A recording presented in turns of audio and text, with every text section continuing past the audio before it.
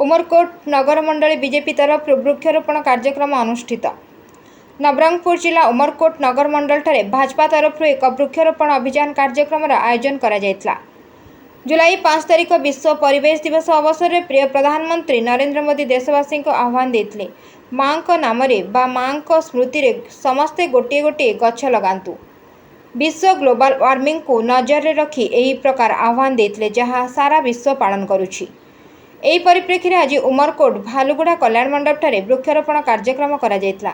एथिरे मान्यवर गणशिक्षा आदिवासी जाति और जनजाति उन्नयन विभाग मंत्री श्री नित्यानंद गंड, राज्य संपादक श्रीजुक्त रमेश चंद्र साहू, विधानसभा संयोजक सुरेश आचार्य, जिला साधारण संपादक अशोक कुमार पाढ़ी, जिला संपादक राम नायक, जिला महिला संपादिका मंदिरा नायक, नगर सभापति गोपीनाथ साहू, नगर साधारण संपादक प्रभात नायक, युवा मोर्चा सभापति बादल पट्टनायक, रमेश दास, अनंत ठाकुर, संतोष सरकार, मिलू पंडा, सत्य बेहेरा, संतोष शर्मा, दिलीप भाई, दुकालू भाई, राम भाई, श्रीनु भाई, गौतम भाई, शंकर भाई, मुना भाई, संतोष भाई प्रमुख कार्यकर्ता नेतृवृंदों सह समस्ते गोटे गोटे गछ लगाइथिले।